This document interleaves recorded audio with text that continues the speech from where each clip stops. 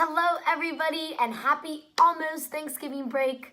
I do have some notes in front of me, so if you see me doing like this at any point, it's just because I'm scrolling through them. So for my leadership interview, I decided to interview someone named Corey Topf. Now, Corey is currently pursuing a master's in educational leadership and learning sciences at the University of Iowa, and he's also teaching a class called Technology in the Classroom to undergraduate students there. Now, prior to this, Corey was a teacher for 8 years at Colegio Franklin Delano Roosevelt, which is the American School of Lima, Peru. And during his last 3 years teaching at Roosevelt, Corey actually designed and developed a program called the Innovation Academy, which was started at Roosevelt for students who wanted a little bit more of an interdisciplinary and experiential approach to learning. So Corey started the Innovation Academy during a time in which the only other curriculums available to students were the IB diploma, which targeted students who were thinking of going to study abroad, either in the US or Europe, somewhere in Asia, and then the Peruvian program, which was for students who thought they wanted to stay in Peru for college. So Corey's job throughout this process was not only to develop a curriculum for the Innovation Academy, but it was also to recruit students and teachers and to promote the program to the administrators, parents, and especially to universities who prior to this had never heard of anything at all, such as the Innovation Academy.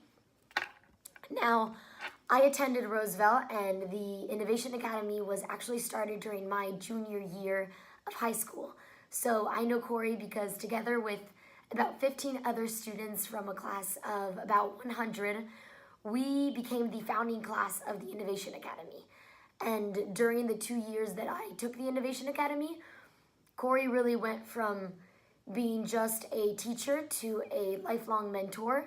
So since I've graduated from high school, I have kept in touch with him, and therefore I got this interview by emailing him and setting up a day and time for us to be able to FaceTime. Something that I noticed during the interview was how others-focused and curious Corey is, and how every interaction or conversation that I have really with him, even when I was the one interviewing him, is one where he ends up challenging me.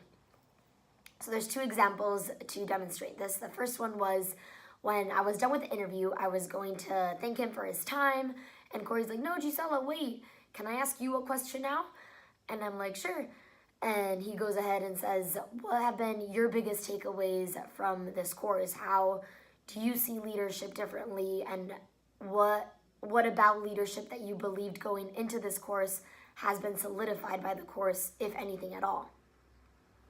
And then the second example is that at the end of the interview, I asked him if there was anything else that I could have done on my end or any questions I could have asked him to really bring to life the themes that we had been talking about. And he's like, "Yeah, you didn't ask me what's hard about leadership and what are the things about leadership that turn people off, why people are afraid to be leaders."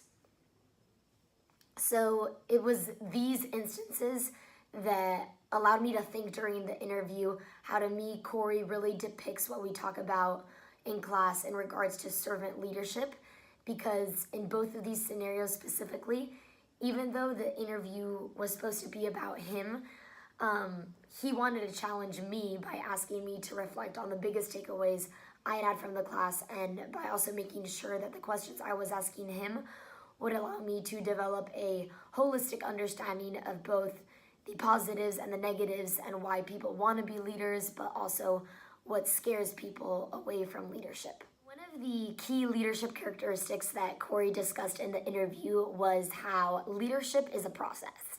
His friend and mentor Nick actually taught him that, because to him, one of Nick's best qualities is how present he is in every conversation, how thoughtful he is in handling conflict, how professional and compassionate and people-oriented he is. He explains, however, how who Nick is as a leader is who Nick is regardless of who he's with or where he's at. And therefore, leadership is a process because the leaders who we become are a result of the attitude we choose to have on a daily basis and the way we choose to react to situations every day. Now, a second key leadership characteristic that Corey describes is the importance of knowing your why. He explained how one of the hardest things about leadership is how isolating it can be. Leading the Innovation Academy, he experienced this isolation because it challenged an educational curriculum that parents, administrators, and other teachers at Roosevelt were just comfortable with. But for him, it was having a clear understanding of his why he was starting the Innovation Academy, that allowed him to do two things. One, push through the isolation, and two, rally a group of people that believed in the program just as much as he did. So a key characteristic of leadership is having a why, because it equips leaders and followers with persistence and motivation. After the interview, something that I've been able to conclude is how closely Corey correlates leadership with hard work. When I asked him who a leader was for him growing up and who a leader for him is today, he mentioned his brother-in-law and then a friend called Nick, which I briefly talked about before. Reflecting on this interview, I noticed that the one characteristic that was common to how Corey described both of these people was that they're both extremely hardworking. Now, Corey is probably one of the hardest working people that I know, and this interview has allowed me to understand that that may be because from a very young age, he was raised by his brother-in-law, and therefore Corey has sought to emulate the ambition and the hard work that he saw in his brother-in-law and that he now sees in his friend Nick as well. A second thing that I learned from this interview was that Corey continuously seeks to learn more and challenge himself. The part of the interview that really demonstrated this to me was when I asked him what career advice he had for a senior graduating college. And he said that it's to be willing to let go of different identities, because it's easy to get attached with a career because that was your major in college. But the more that we attach ourselves to a specific career, the more we're going to be stopped from learning new things. I find that Corey lives through this piece of advice. It explains to me why he went from teaching English for 5 years to starting a completely different program like the Innovation Academy. It explains why after 8 years of being a teacher, he has returned to being a student to pursue his master's. Because he didn't constrain himself to the title of an English teacher or a teacher at all, Corey continues to learn about things that go beyond the realm of education, and it's why I perceive him as someone who continuously craves a challenge and knowledge. So one of the key statements that not only resonated with me, but that I really remember the most about this interview was when Corey shared a quote by Peter Drucker, which is a management guru. And the quote says, "Managers are people who do things right, and leaders are those people who do the right things."